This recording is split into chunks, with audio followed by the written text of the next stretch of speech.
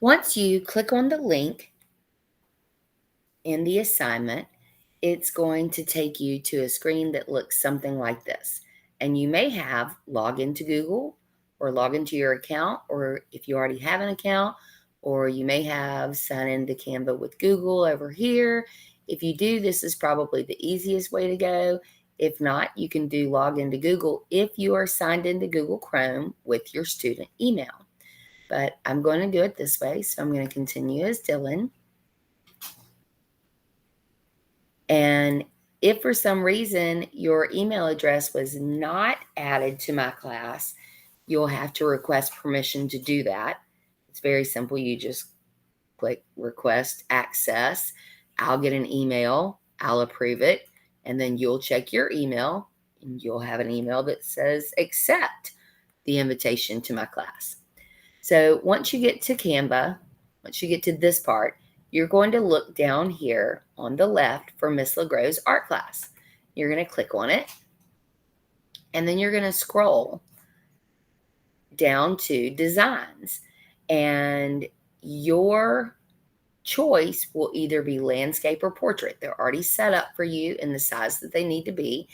And so I'm using my son's account, and he's going to use a background that is wider than it is tall. So he's going to use Lending Tree Landscape. If he was going to use a background that was taller than it was wide, he would use portrait. But this is where we are. So we're going to click here. He's not going to choose edit, because if he chooses edit, then his design will be taking over everybody's template. Okay, so we want to leave this as a template. So you want to make a copy. And now you have your own. So now this is Dylan's own piece of work. And nobody else can access it except for him and me, his teacher. Okay, so at this point, we want to add those pictures. So we're going to go to downloads. And of course, you can access downloads by clicking your launcher and then typing in downloads. And it'll take you to your downloads. This is going to be his background. He wants to do, the tradition he wants to do is the Ohio State football team puts stickers on their helmet. And for what reason, I have no idea. It wasn't my idea, but I'm going with it. They put stickers on their helmet. I don't know if it's for touchdowns or sacks they've made. It's something to do with football. So from here, I'm going to copy it.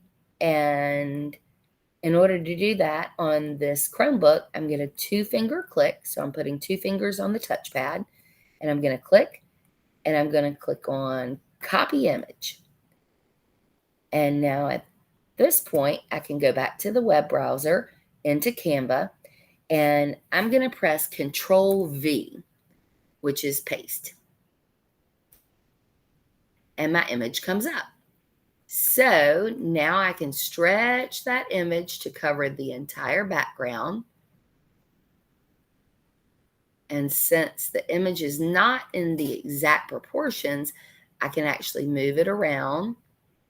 And I think I don't really want the helmet completely centered. So I think I'm going to go somewhat centered here. Okay. And now I can edit that picture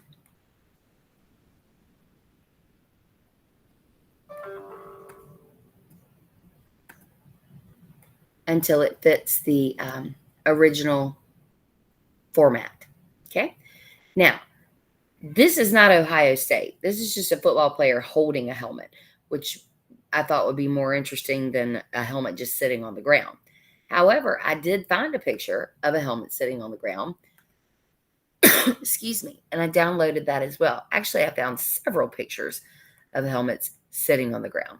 So I want to look at the angle of the helmet. So it's kind of sideways, but you can kind of see part of the inside as well.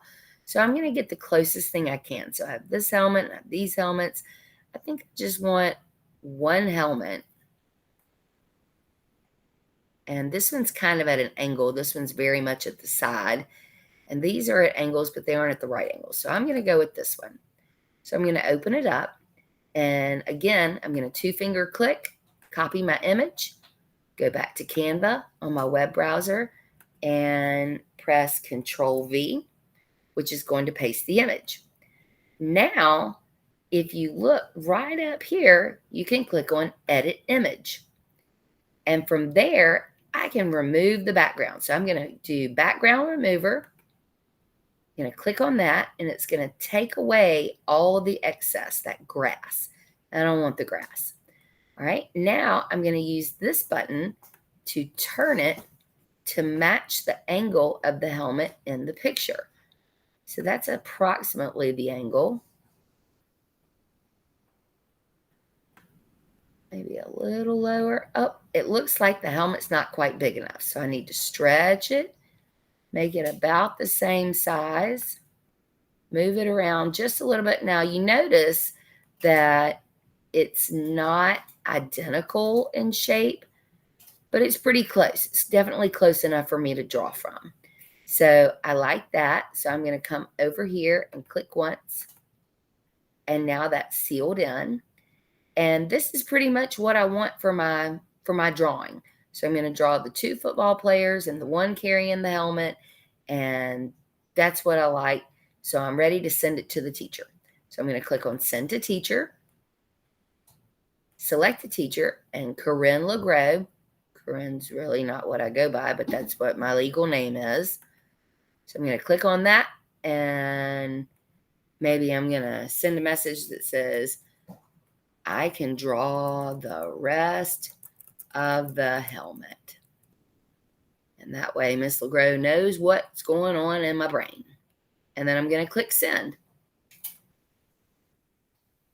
From there, I'm going to come over here and I'm going to download that image by clicking on this arrow button. So I can download it as a PNG, which is fine. I can also change it to a JPEG or PDF standard, all kinds of different things, but a PNG is perfectly fine. So I'm going to click download. And now, once that finishes, it should show up in my downloads. So if I go back to my files and to my downloads, there it is. And I have my drawing ready to go. As long as Miss LeGros approves it, I'm good to go. So pretty simple. You can actually do this. You can add in several elements.